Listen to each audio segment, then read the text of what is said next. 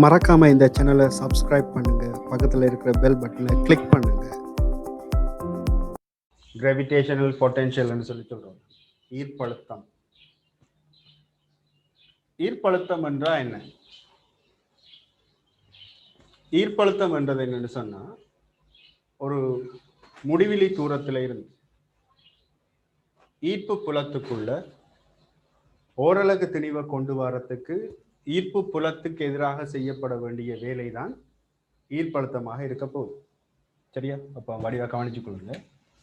ஒரு முடிவிலி தூரத்தில் இருந்து ஈர்ப்பு புலத்துக்குள்ள ஓரலகு திணிவை கொண்டு வரத்துக்கு நான் ஈர்ப்பு புலத்துக்கு எதிராக செய்ய வேண்டிய வேலை, அதுதான் ஈர்ப்பழுத்தம் என்று சொல்லி நாங்கள் சொல்லுவோம். ஆகவே ஈர்ப்பழுத்தத்துக்கான தொடர்பு எனக்கு கிடைக்கும். V சமன் W கீழ் M. முடிவிலி தூரத்தில் இருந்து ஓரலகு திணிவை ஈர்ப்பு புலத்துக்குள்ள கொண்டு வரத்துக்கு ஈர்ப்பு புலத்துக்கு எதிராக செய்யப்பட வேண்டிய வேலை தான் இந்த ஈர்ப்பழுத்தமாக இருக்க போகுது. ஸோ V சமன் W என்றது வேலை,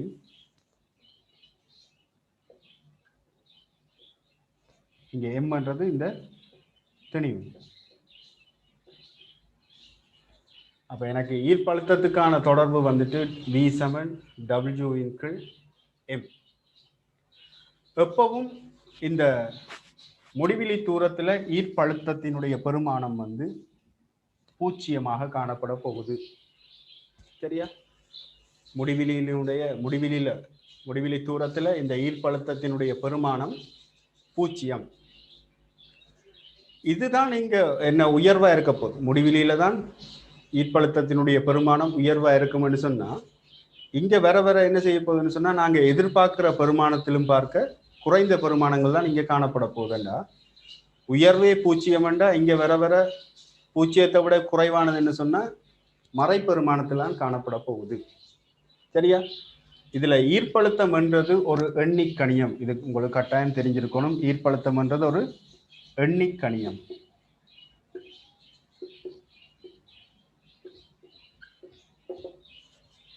அப்ப நீங்க கட்டாயம் பெருமானங்கள் சொல்லக்குள்ள குறிகள் இருக்குமா இருந்தால் அந்த குறிகளோட தான் நீங்க பெருமானங்களை சொல்ல வேண்டி இருக்கு. ஏன்னா எண்ணிக்கணியம் என்றால் நாங்கள் பெருமனை மட்டும் தானே குறிக்கிறோம். ஸோ பெருமனை மட்டும் குறிக்குள்ள மறை பெருமானங்கள் வருமா இருந்தால் நீங்க மறைக்குறியோடு தான் சொல்லுவோம். சரியா? அப்ப ஈர்ப்பழுத்தத்தை பொறுத்த வரைக்கும் முடிவிலியில தான் பூச்சியமாக இருக்க போகுது. அந்த பூச்சியத்தை விட குறைவானது தான் இங்க நாங்க இந்த முடிவிலியை விட குறைந்த தூரங்கள்ல இருக்கிற ஈர்ப்பழுத்தத்தினுடைய பெருமானமாக இருக்கும். சரியா? அப்ப V சமன் W கீழ் M. ஆகவே ஈர்ப்பழுத்தத்தினுடைய அலகை பார்த்தீங்கன்னு சொன்னா ஜூல் கிலோகிராம் -1.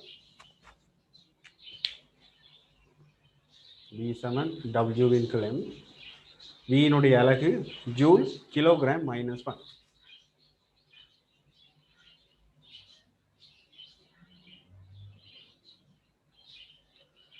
இப்ப நாங்க இந்த V சமன் W கீழ் M இருந்து நாங்க ஒரு சமன்பாடை எடுக்கக்கூடிய மாதிரி இருக்கும்.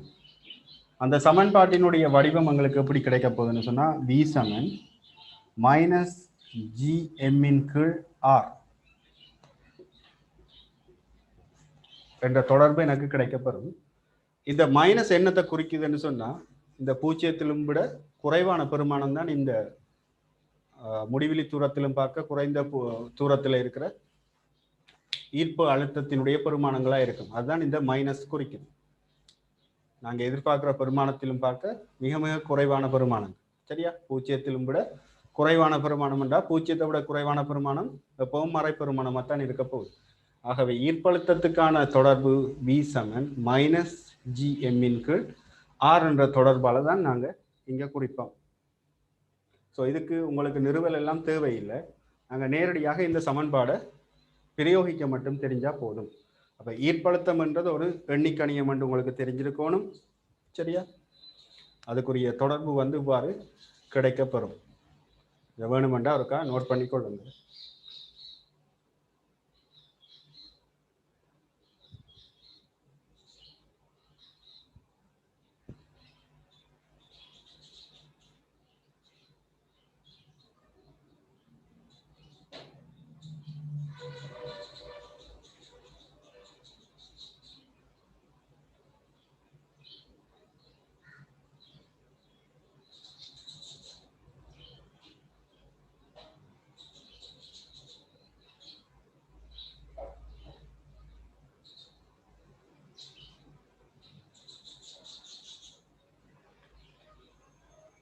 ஈர்ப்பு வலிமையும் ஈர்ப்பு புலச்சரிவும் ஒன்று. ஓ ரைட், இதுல ஈர்ப்பு வலிமை என்றது ஈர்ப்பு புலச்சரிவும் ஒன்றுதான்.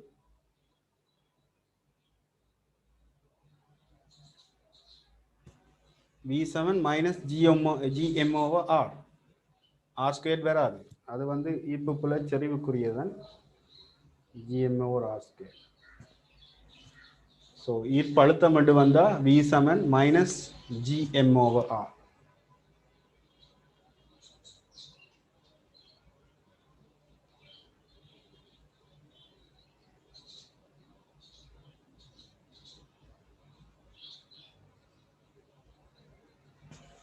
ஆருக்கு முடிவிலி பெருமானத்தை போட்டு பாருங்க, வியினுடைய பெருமானம் என்ன வரும்னு சொல்லி. சமன்பாட்டின் மூலம் நாங்க சொல்லுவோமா இருந்தா V7, அதாவது V7 minus GM over R. அப்ப இங்க R வந்து முடிவிலி தூரமா இருக்கிற நேரம் எந்த ஒரு பெருமானத்தை முடிவிலி பெருமானம், அதாவது முடிவிலி பிரிக்குமா இருந்தா பெருமானம் 0 ஆகும். ஈர்ப்பு அழுத்தம் வந்து முடிவிலியில 0 பெருமானத்தை எடுக்குதுன்னு சொல்லி கண்டுபிடிச்சு வச்சுக்கிறாங்க. இந்த ஈக்குவேஷன் எப்படி வந்தேன்னு சொல்லி உங்களுக்கு நிறுவல் இப்ப தேவையில்லை. நாங்க நேரடியா இந்த ஈக்குவேஷன்ஸை அப்ளை பண்றது மட்டும்தான் நீங்க உங்களோட A லெவல் சிலபஸ்ல இருக்கு. சரியா, நீங்க இதை பற்றி நீங்க அட்வான்ஸா படிக்கணும்னு சொன்னா யூனிவர்சிட்டிக்கு போங்க, அங்க இது எப்படி எல்லாம் உருவானதுன்னு சொல்லி படிக்கலாம். சரியா, ஸோ இப்போ எங்களுக்கு இந்த ஈர்ப்பழுத்தத்துக்குரிய சமன்பாடு V7 minus GM over R. அப்போ இந்த சமன்பாடை இனி பிரயோகிக்கிற வழிகளை தான் நாங்கள் பார்க்கோம். அப்போ இதில் ஈர்ப்பழுத்தம்ன்றது ஒரு எண்ணிக்கணியம்னு தெரியணும். சரியா, அழகு தெரிஞ்சிருக்கணும்.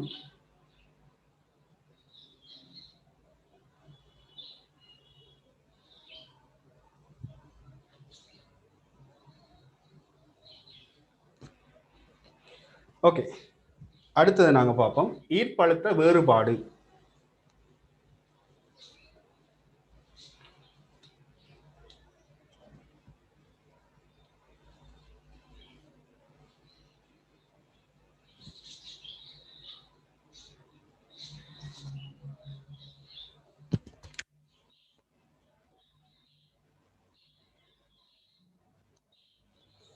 ஈர்ப்பு புலத்துக்குள்ள ஒரு புள்ளியில இருந்து இன்னொரு புள்ளிக்கு ஒரு திணிவண்டை கொண்டு போக போறீங்கன்னு சொன்ன M என்ற திணிவை ஏல இருந்து பிக்கு கொண்டு போக போறீங்கன்னு சொன்னா ஏ என்ற புள்ளியில ஒரு ஈர்ப்பழுத்தம் காணப்பட போகுது, அதே மாதிரி பி என்ற புள்ளியில் ஒரு ஈர்ப்பழுத்தம் காணப்படும். அப்ப நான் இப்ப M என்ற திணிவை ஏ என்ற புள்ளியில இருந்து பி என்ற புள்ளி ஈர்ப்பு புலத்துக்குள்ள கொண்டு போக போறேன்னு சொன்னா இந்த ஈர்ப்பழுத்த வேறுபாடு எவ்வாறு இருக்குமெண்டா, நீங்க எந்த புள்ளியில இருந்து எங்க கொண்டு போறீங்களோ அதுல இருந்துதான் இந்த கொண்டு போக போற அந்த புள்ளியில இருக்கிற அழுத்தத்தை நீங்க கழிக்கணும். ஆகவே இங்க W சமன் எங்களுக்கு ஏற்கனவே தெரியும் V7 W இன்கு M. ஆகவே W சமன் M இன்டு V இருக்க போகுது. இந்த ஏல இருந்து பிக்கு கொண்டு போறதுக்கு செய்யப்பட வேண்டிய வேலை. இதுல ஈர்ப்பழுத்த வேறுபாடு நான் குறிப்பிடணும், எந்த புள்ளியில இருந்து எங்க கொண்டு போறனோ அப்ப எதுல இருந்து தொடங்குதோ அதுல இருந்து மற்றதை கழிக்கும். VA மைனஸ் VB, VAல இருந்து VBக்கு கொண்டு போறோம். இங்க இருந்து இங்க கொண்டு போறேன்னு சொன்னா ஈர்ப்பழுத்த வேறுபாடு வந்து VA மைனஸ் VB ஆக இருக்க போகுது. தர இந்த திணிவினுடைய பெருமானம் M. சரியா, அப்ப எந்த புள்ளியில இருந்து எந்த புள்ளிக்கு கொண்டு போ சொல்லி கேட்கிறாங்களோ அதுக்கு நீங்க என்ன செய்யலாம்னு சொன்னா இவ்வாறு சமன்பாடை பாவிக்கக்கூடிய மாதிரி இருக்கு. அப்ப எனக்கு VA மைனஸ் VB தான் தேவை. VA மைனஸ் VB வந்து W கீழ் M எனக்கு கிடைக்கப்படும். இந்த VA மைனஸ் VB என்றதான் இந்த ஈர்ப்பழுத்த வேறுபாடாக இருக்க போகுது. இனி நாங்க இதுல வரைவுகள் கொஞ்சம் பார்ப்போம். ஈர்ப்பழுத்தத்துக்குரிய வரைவுகள் எப்படி வரும்னு சொல்லி பார்ப்போம். இதுல நிறைய பேர் புலவுற என்னடா, இப்ப A என்ற புள்ளியில இருந்து B என்ற புள்ளிக்கு போற நேரம் இதுல உள்ள அழுத்தத்தில இருந்து ஏல உள்ள அழுத்தத்தில இருந்து பியில உள்ள அழுத்தத்தை நீங்க கழிக்க வேண்டி இருக்கு. சரியா, மாறி கழிச்சிங்கன்னு சொன்னா பிழைச்சிடும். எதுல இருந்து எங்க கொண்டு போவதுன்னு சொல்றாங்களோ அதன்படி நாங்க இந்த சமன்பாடை பிரயோகிக்க வேண்டி இருக்கும். இதையும் ஒருக்கா நீங்க நோட் பண்ணி வச்சுக்கிறது நல்லது.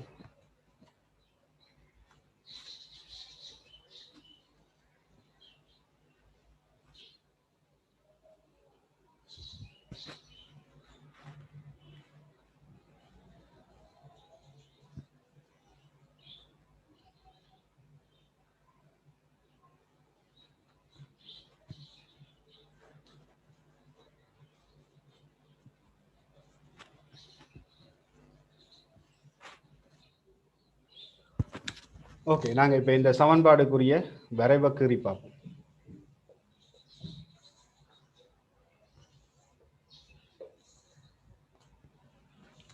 ஸோ வி எதிர் ஆர் வரைவு. வி எதிர் ஆர் வரைவுன்னு சொன்னா எனக்கு இங்க தொடர்பு தெரியும், விக்கும் 1/r தொடர்பு. அப்ப நான் இதுல பாருங்க மைனஸ் இருக்குன்னு. ஆகவே இந்த வடிவம் வரைவினுடைய வடிவம் எப்படி வரப்போகுதுன்னு சொன்னா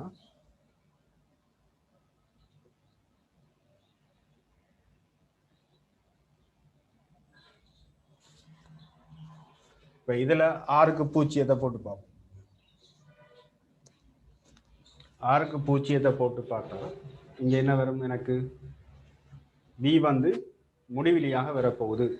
ஆனா எனக்கு இதுல தெரியும் வியினுடைய உயர்வு பெருமானம் முடிவிலியில 0. முடிவிலி தூரத்தை விட குறைஞ்ச தூரங்கள்ல இருக்க போற ஈர்ப்பு அழுத்தம் வந்து எப்பவும் மறைப்பெருமானத்தை உடையதுன்னு சொல்லி சொன்னாங்க. அப்ப எனக்கு வடிவம் வந்து விரைவின் வடிவம் வந்து எப்பவும் இப்படித்தான் வரப்போகுதுன்னு மறை பெருமானத்துக்கு. இப்ப ஆர் பூஜ்ஜியமாக வி வந்து முடிவிலிக்கு வரப்போகுது. அதே மாதிரி ஆர் முடிவிலியாக வி வந்து 0 ஆகும். சரியா?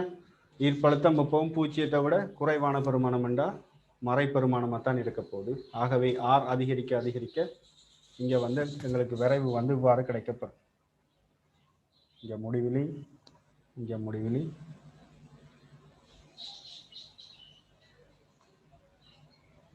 ஆகவே விக்கும் ஆருக்குமான விரைவு இப்படி ஒரு வளைய எங்களுக்கு கிடைக்கப்படும். நானே நீங்க மைனஸ்ல போடுறேன்னுடா நான் ஏற்கனவே சொல்லிட்டேன், முடிவிலி தூரத்தில் ஈர்ப்பழுத்தம் 0. இந்த இதுதான் 0 தான் இதுலேயே மேக்சிமம்டா. முடிவிலியை விட குறைவான தூரங்கள்ல வந்து வி வந்து மைனஸ் பெருமானத்தை எடுக்க போகுது. ஆகவே வி வந்து இப்போ மறை பக்கத்தில் தான் காணப்பட போகுது. இப்போ இதுல நாங்க அப்போதை கிருண மாதிரி வி எதிர் 1/r விரைவு கேட்கலாம், அப்படி மாற்றி மாற்றி கேட்கலாம். அப்போ விக்கும் 1/rக்கும் கீழ்னா எங்களுக்கு y7 மைனஸ் mx என்ற ஒரு வடிவம் பெறும். ஸோ இங்கே உற்பத்தி கூடாக போகிறதா இருக்க போகுது. படித்திறன் வந்து மைனஸாக இருக்க போகுது.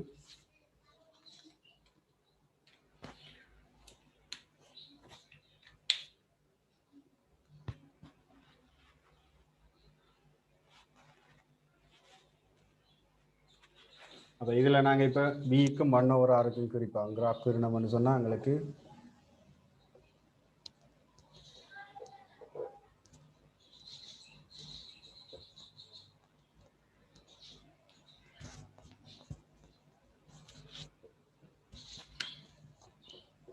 y7 மைனஸ் mx என்ற வடிவம்.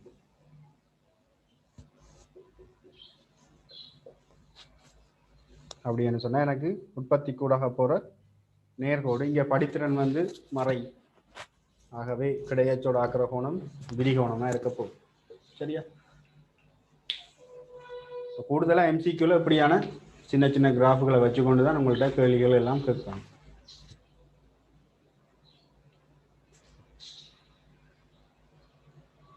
இனி நாங்கள் இந்த சமன்பாடை எப்படி பாவிச்சு கணக்கு செய்யலாம்னு சொல்லி ஒரு சின்ன ஒரு கணக்கு கொண்டு பார்ப்போம்.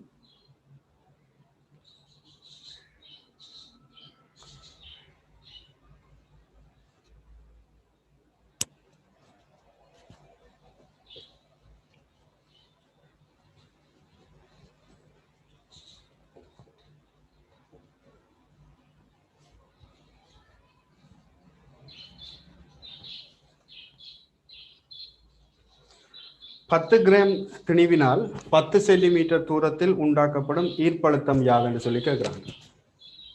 10 கிராம் திணிவினால 10 சென்டிமீட்டர் தூரத்தில் உருவாகிற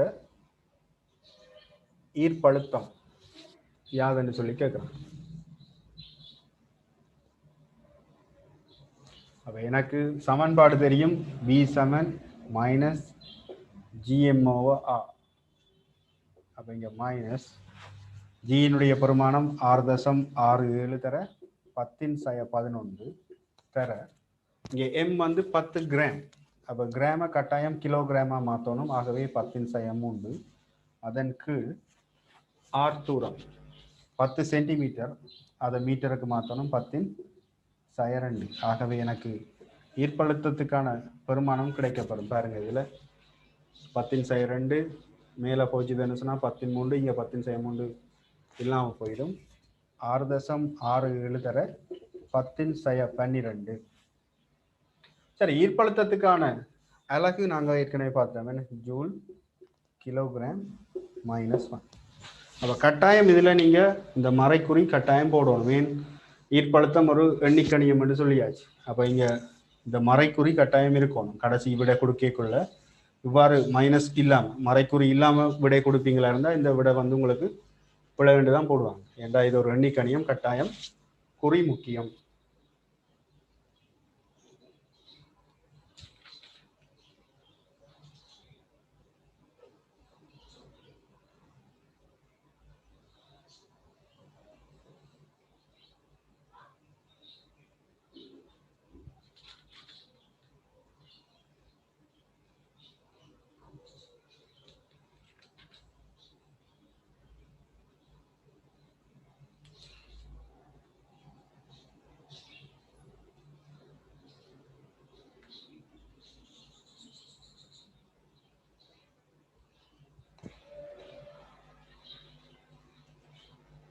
மற்றது இப்போ நான் ஒரு திணிவை வச்சுக்கொண்டு இந்த புள்ளியில் உள்ள ஈர்ப்பழுத்தத்தை பற்றி கதைச்சினேன்.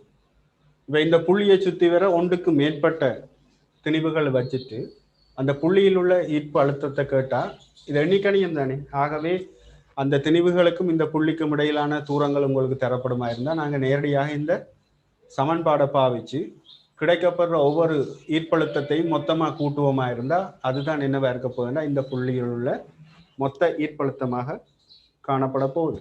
ஸோ நாங்கள் வேணுமெண்டா அப்படி ஒரு கேள்வி ஒன்று செய்து பார்ப்போம்.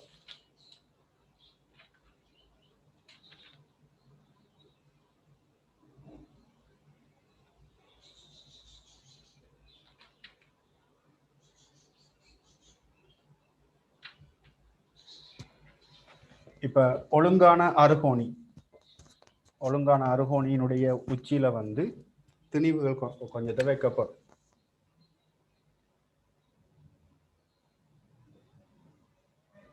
இந்த அருகோணியினுடைய பக்கத்தின் நீளம் 3 மீட்டர் வைப்போம்.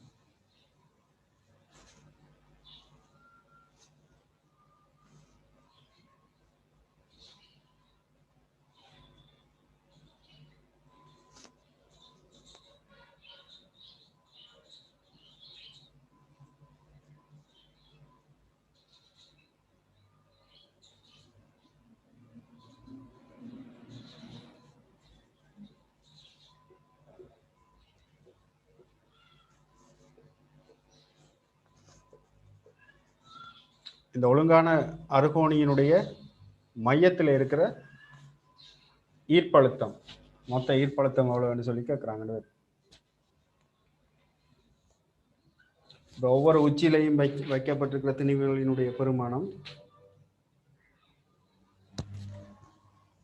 1 kilogram, 2 kilogram, 3 kilogram, 4 kilogram, 5 kilogram, 6 kilogram என்று சொன்னால் உங்களுக்கு இப்போ இந்த திணிவுகளுக்கு இடைப்பட்ட தூரம் தெரியும்.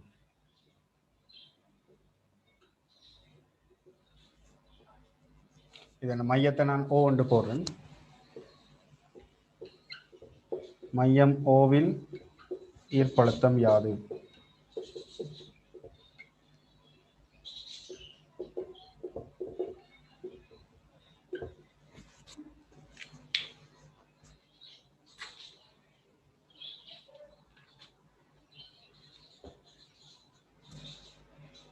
ஓகே, ஒழுங்கான அறுகோணி என்று சொல்லியாச்சு. அப்ப எனக்கு இந்த தூரங்களை நான் கண்டுபிடிக்கணும். அப்ப இந்த தூரங்களை எவ்வாறு கண்டுபிடிக்கலாம்? ஒழுங்கான அறுகோணியினுடைய அகக்கோணம் ஒன்றிட பெருமானம் 120 இருக்கும். 120 சொன்னா மையத்துல இருந்து கீறுற கோடு வந்து 2ஆ பிரிக்க போகுது. அப்ப 60 60 இது 60 இது 60 என்று சொன்னா கட்டாயம் இது 60 இருக்க போகுது. ஆகவே இந்த நிலம் இந்த நிலம் இந்த நிலம் எல்லாம் சமம். அப்ப இதுவும் 3 மீட்டரா தான் இருக்க போகுது.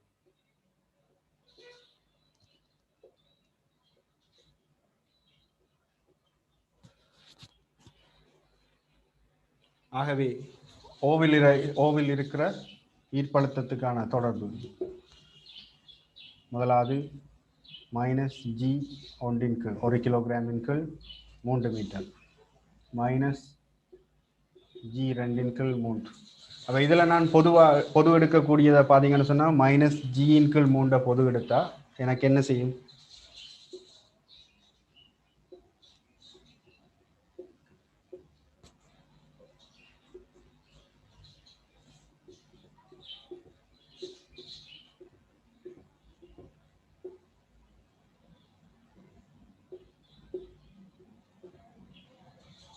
முதல் இதை எப்படி எழுதுவோம்? எழுதி போட்டு இதில் இலகுவா சுருக்கக்கூடிய மாதிரி இதில் பொது எடுக்கக்கூடிய பெருமானங்கள் என்னென்னு பார்த்தீங்கன்னு சொன்னால் -G கீழ் 3 பொது எடுத்தா 1 சக 2 சக 3 4 சக 5 சக 6 பேர். அப்போ இதை சுருக்கலாம். 6 நாளும் 10 20 21. ஆகவே -21 G கீழ் 3 வரப்போகுது. ஆகவே மையம் ஓவில் இருக்கிற ஈர்ப்பழுத்தம் வந்து -7G. இனி G குறு பெருமானத்தை போட்டு சுருக்கினீங்கன்னா சரி. ஜூல் கிலோகிராம் -1 என்ற பெருமானங்கள்.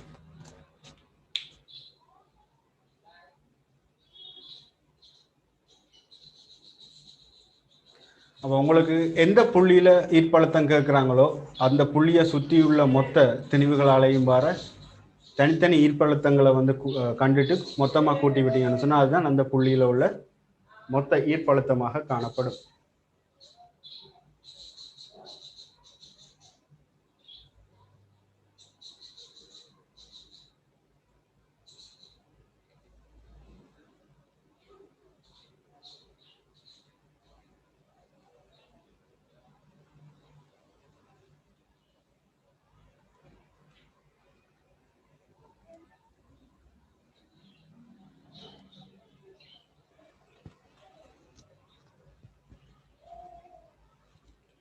ஓகே, அடுத்த விஷயம் பார்க்க போறோம். ஈர்ப்பழுத்த சக்தி. ஈர்ப்பழுத்த சக்தின்னு சொன்னா என்ன?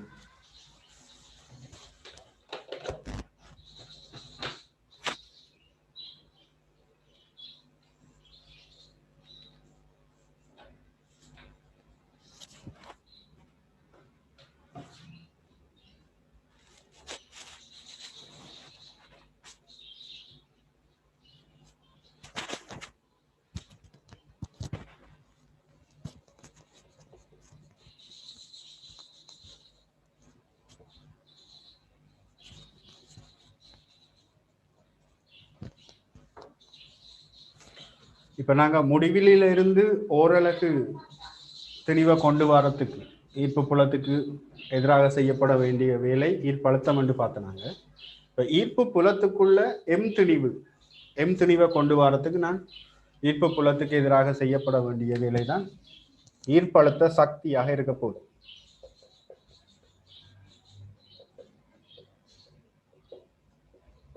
ஆகவே எனக்கு இங்க சமன்பாடு வரப்போகுது GM M/R. சரியா? ஓரளவுக்கு திணிவை ஈர்ப்பு புலத்துக்குள்ள கொண்டு வரத்துக்கு ஈர்ப்பு புலத்துக்கு எதிராக செய்யப்பட வேண்டிய வேலை வந்து எனக்கு GM/R என்று வந்தது. இப்போ ஈர்ப்பழுத்த சக்தி என்று வரும்போது நான் என்ன செய்ய போறேன்டா இந்த எம் திணிவுடைய பெருமானமுடைய எம் என்ற திணிவை வந்து நான் ஈர்ப்பு புலத்துக்குள்ள கொண்டு வரணும் என்றால் நான் ஈர்ப்பு புலத்துக்கு எதிராக செய்ய வேண்டிய வேலை. ஆகவே எம்மால பெருக்கும். இதுதான் எனக்கு ஈர்ப்பழுத்த சக்திக்குரிய சமன்பாடா எனக்கு கிடைக்கப்பெறும்.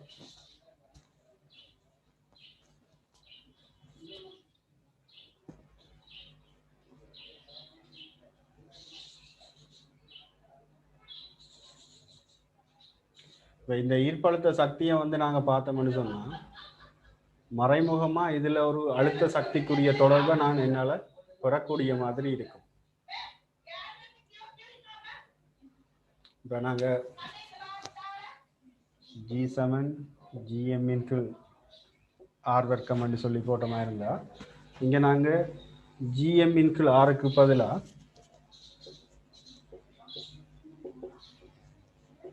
GR போடக்கூடிய மாதிரி இருக்கு. இங்கே GR போட்ட மாதிரி இருந்தால் இங்கே எங்களுக்கு தொடர்பு வந்து MGR. இப்போ ஒரு மேற்பரப்பிலிருந்து H உயரத்தில் இருக்கிற ஒரு பொருள் திணிவொண்டு கருதினமாக இருந்தால் இங்கே ஆருக்கு பதிலாக என்னென்று வரப்போகுது MGH என்று வரும்.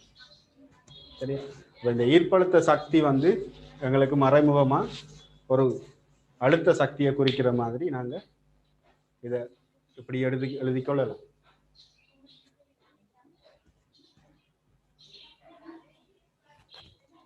அப்போ உங்களுக்கு ஈர்ப்பழுத்த சக்திக்குரிய சமன்பாடு இதண்டு உங்களுக்கு இனி தெரியும்.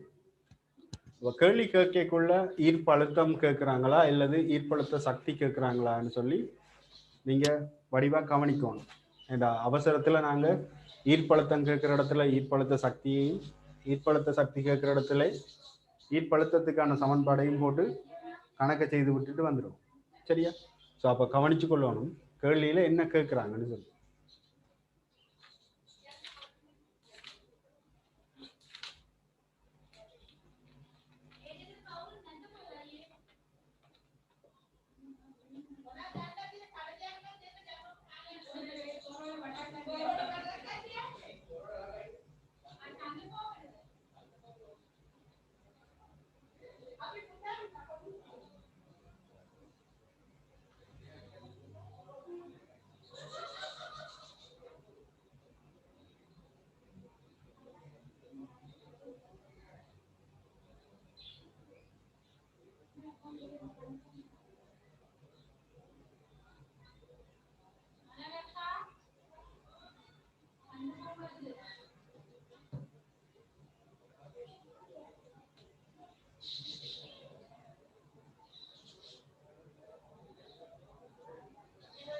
ஓகே, இது என்னன்னா அழுத்த சக்தி எப்படி இதுல இருந்து எடுக்கிறேன்னு சொல்லி விளங்கப்படுத்துறது சில பேருக்கு விளங்கல போல இருக்கு. பாருங்க, இப்போ என்னன்னா இப்போ ஒரு இப்போ புலத்துல இருக்கிற ஒரு இடத்துல இருந்து H உயரத்துல ஒரு M திணிவு இருக்குமா இருந்தா இது உண்மையா புவியீர்ப்பு புலம். நாங்க இப்ப அடுத்த செக்ஷன்ல பார்க்க போறோம். புவியீர்ப்பு புலம் அதாவது பூமியை வந்து ஒரு பெரிய ஒரு கோளமா கருதுவோம். அப்ப பூமியினுடைய மேற்பரப்பில் இருந்து ஒரு H உயரத்தில் இருக்கிற அல்லது பூமியினுடைய மையத்திலிருந்து நேரடியா H உயரத்தில் இருக்கிற ஒரு M என்ற திணிவு, இதனுடைய ஈர்ப்பழுத்த சக்திக்குரிய சமன்பாடு நம்ம சொன்னா எங்களுக்கு -GMM ஓவர் இந்த H என்று வரப்போகுது.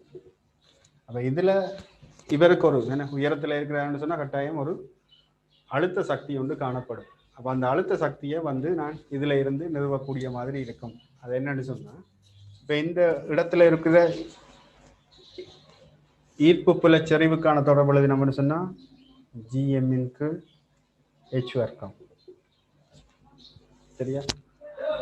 GM H வர்க்கம் என்று வரப்போகுது. அப்ப இங்க எனக்கு GM H கிடைச்சா போதும் தானே. அப்ப GM H இருக்கு.